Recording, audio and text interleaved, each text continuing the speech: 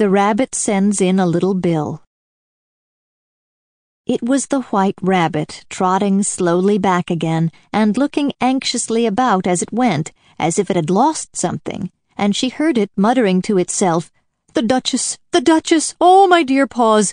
Oh, my fur and whiskers! She'll get me executed, as sure as ferrets are ferrets! Where can I have dropped them, I wonder?"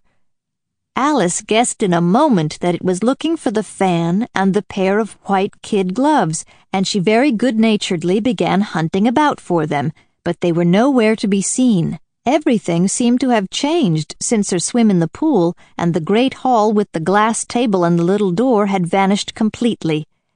Very soon the rabbit noticed Alice as she went hunting about, and called out to her in an angry tone, "Why, Mary Ann! What are you doing out here? Run home this moment and fetch me a pair of gloves and a fan. Quick now!" And Alice was so much frightened that she ran off at once in the direction it pointed to, without trying to explain the mistake that it had made. "He took me for his housemaid," she said to herself as she ran. "How surprised he'll be when he finds out who I am! But I'd better take him his fan and gloves. That is, if I can find them." As she said this, she came upon a neat little house, on the door of which was a bright brass plate with the name W. Rabbit engraved upon it. She went in without knocking, and hurried upstairs, in great fear lest she should meet the real Mary Ann and be turned out of the house before she had found the fan and gloves.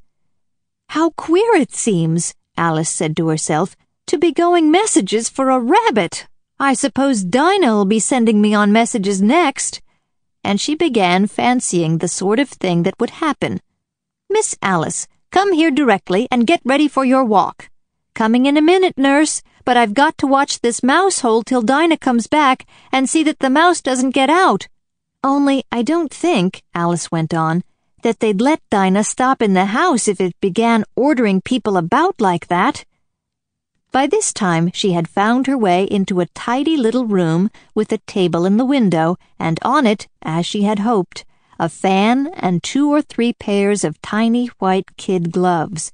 She took up the fan and a pair of the gloves, and was just going to leave the room when her eye fell upon a little bottle that stood near the looking-glass. There was no label this time with the words, "Drink me," but nevertheless she uncorked it and put it to her lips. "I know something interesting is sure to happen," she said to herself, "whenever I eat or drink anything, so I'll just see what this bottle does. I do hope it'll make me grow large again, for really I'm quite tired of being such a tiny little thing." It did so indeed, and much sooner than she had expected. Before she had drunk half the bottle, she found her head pressing against the ceiling, and had to stoop to save her neck from being broken. She hastily put down the bottle, saying to herself, "That's quite enough. I hope I shan't grow any more. As it is, I can't get out at the door. I do wish I hadn't drunk quite so much."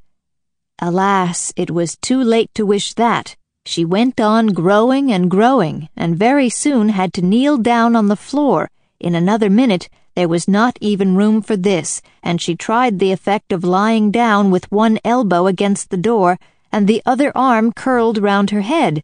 Still, she went on growing, and, as a last resource, she put one arm out the window and one foot up the chimney and said to herself, "Now I can do no more, whatever happens. What will become of me?" Luckily for Alice, the little magic bottle had now had its full effect, and she grew no larger.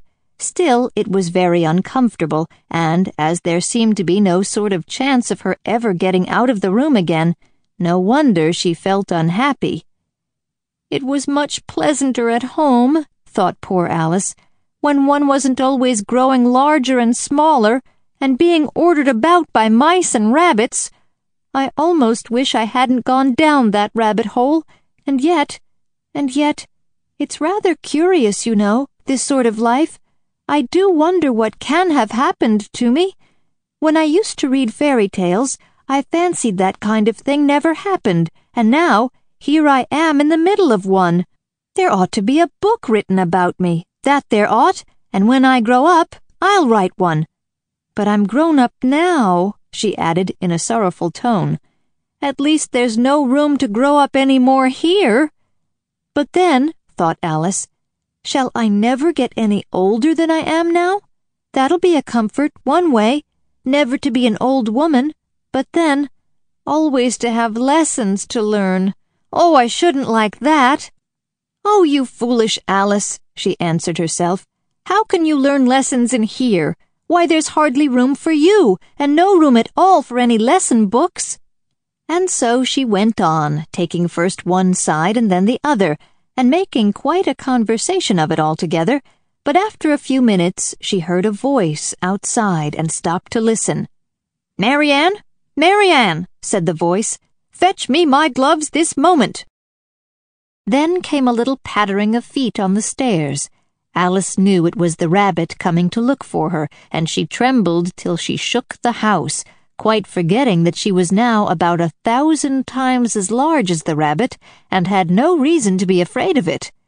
Presently the rabbit came up to the door and tried to open it, but as the door opened inwards and Alice's elbow was pressed hard against it, that attempt proved a failure.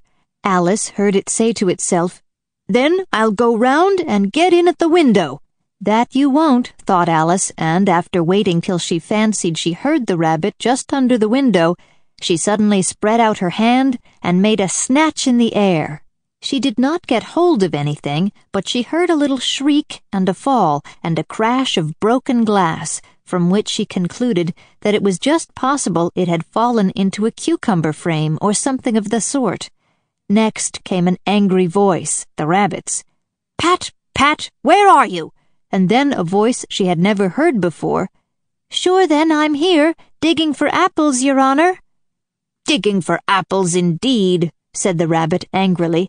"Here, come and help me out of this." Sounds of more broken glass.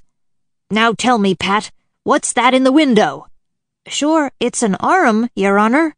He pronounced it arum. "An arm, you goose?